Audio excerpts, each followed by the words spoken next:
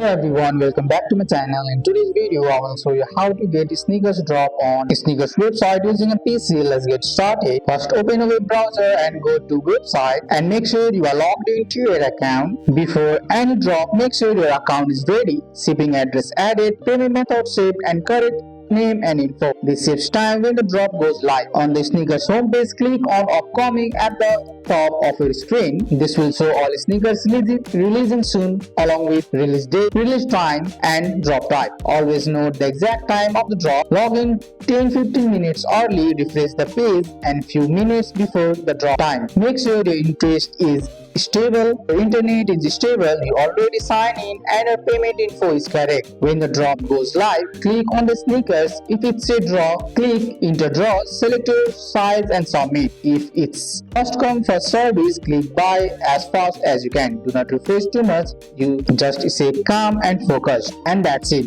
That's a simple and clear explanation of how to get sneakers drops using a PC. That's all for today's video guys. I hope you guys like this video. If you found this video helpful, drop a like, subscribe for more videos. Thanks for watching. See you in the next one.